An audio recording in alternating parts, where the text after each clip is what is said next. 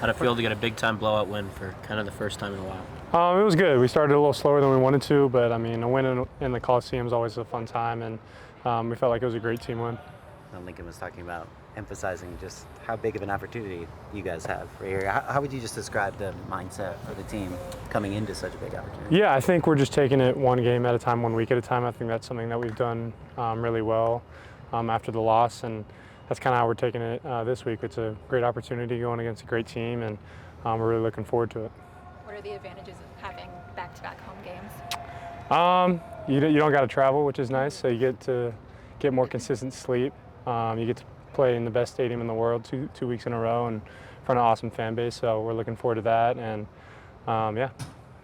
We saw a little bit less of the two tight end sets. Was that just a game plan thing against Northwestern, or is that something going forward? Yeah, no, I don't think that was anything specific. I think it's just the flow of the game, and that's what Coach Riley wanted at the time, and what he called. I don't think that was anything specific.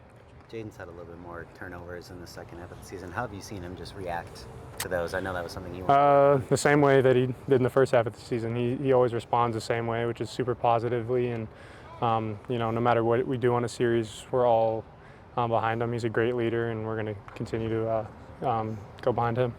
It seems like this offense is able to really well adapt to what the defense is giving you. What kind of has gotten you to that point? I think just playing a lot of football and playing against a lot of different defenses and playing against defenses in different conferences and stuff. So I think just repetition and having a really experienced coach who's seen a lot too, and he kind of knows what to call in certain situations versus different looks. So that helps for sure.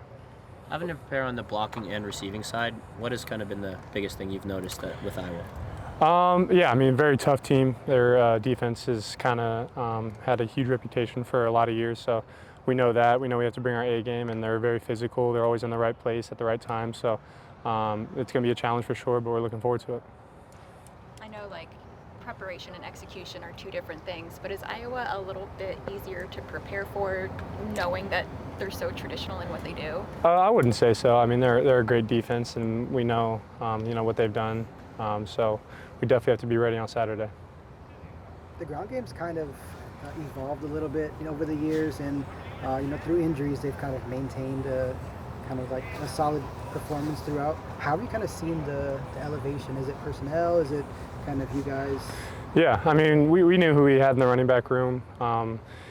King's always been really good on scout team, and he even got reps with the offense in fall camp, so we knew what he could do. So when he came in, when those guys went down, no one was surprised. People were surprised outside of here, but we had all seen it before. B-Jack, same thing, and then the young guys too are really good. So I mean, I think our running back room is really talented, definitely the most talented room since I've been here. So those guys will continue to develop and get better, but those guys are great for sure. The offensive line has had moving parts all season. Different guys have started at different positions. What have you thought just in general about what they've been able to do in spite of that? Yeah, I mean, I think it's really good to have guys who are flexible, like Tobias. He's played all over the offensive line, so having a guy like that makes it a lot easier to change the lineups and stuff. So I think those guys have handled it well. It's probably not what they were thinking how it would look preseason, but they've adapted and played really well, and it starts with them. So. In the passing offense, it felt like for a bit the defenses were taking away the receivers, and you guys as the tight ends were kind of taking the load. Now it's the receivers last game that kind of blew up Jacoby and Mackay. What can you say about how dynamic the passing offense has been? Yeah, I mean, with those two guys, I mean, I feel like it's just inevitable before they're going to have games like that. They're both super athletic, very good receivers, so there's only so much you can do about those kind of guys. Didn't play on Saturday. Did you watch the Iowa-Oregon game? I caught the the fourth quarter of it, so it was obviously a great game. Two really good teams going at it, so looking forward to both of those. Anything you can kind of take from just watching games on your own like that?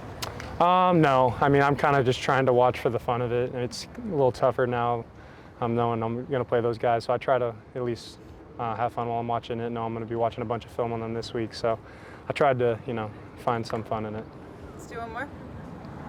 Do you kind of find fun in watching college football, even though you play it? Yeah, I've actually talked about this with someone. Like, when I'm watching football, I always watch a tight end, and I'm always locked in on that. And I try to, because when I was younger, I'd watch where the football was going, and now it's so focused on what the tight end's doing every play. So, I mean, it's fun to do that, but I'd probably say I enjoy it a lot more when I was a little kid, just watching the ball. But yeah, it's cool.